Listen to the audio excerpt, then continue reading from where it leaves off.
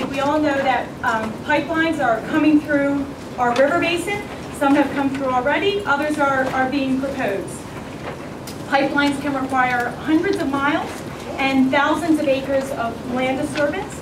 They require very loud, highly polluting compressors at regular intervals along the pipelines. Pipelines use very invasive development practices. They basically, anything that gets in their way, they clear out.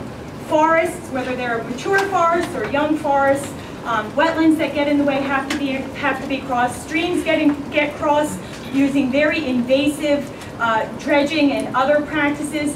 So it's, when a pipeline comes to a region, it is very destructive.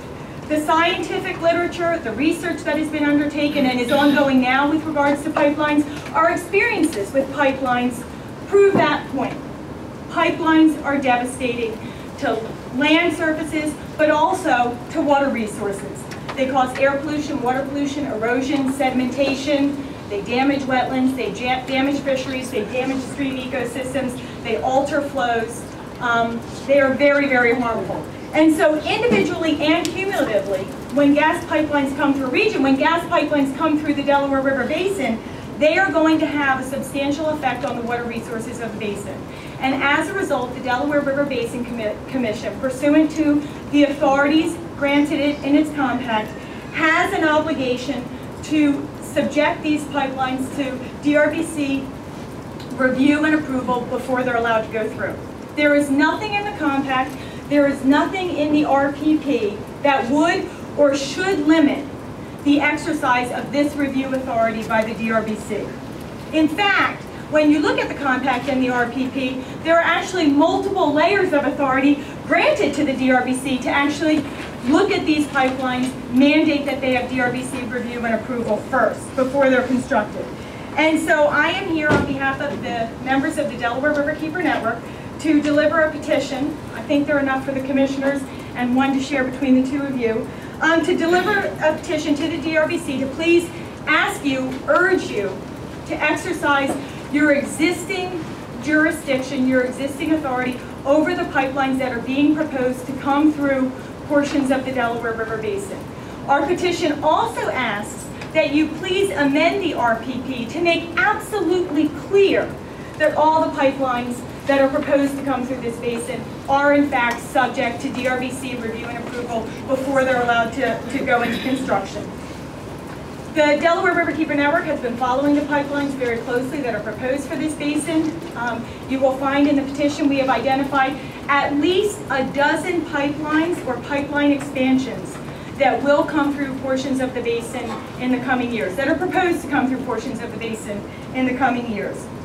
And we think that it is ludicrous and frankly delinquent on the part of the Basin Commission to be requiring these pipelines to come in for approval for their hydrostatic testing, but not to come in for approval for the very invasive, damaging, devastating land practices they use that will impact the water resources of the basin, the flowing streams as well as the wetlands.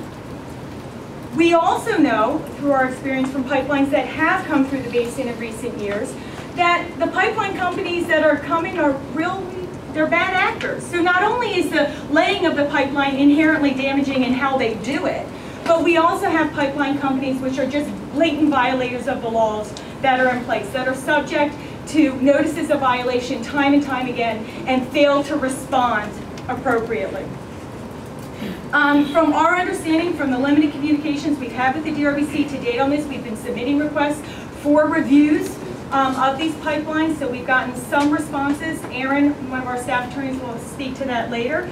But the DRBC seems to be taking the position that these pipelines do not have a significant disturbance of ground cover, and as a result, do not have a significant impact on the water resources of the basin. And so I'm going to take more of Tracy's time, if that's okay, to show you the pictures which we think prove a different point. This is the Lackawaxen River before our pipeline went through, before the 300 line went through. This is the Lackawaxen River as the 300 line was going through.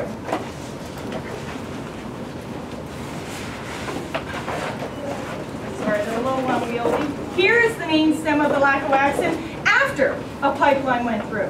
Still a lot of destruction and damage.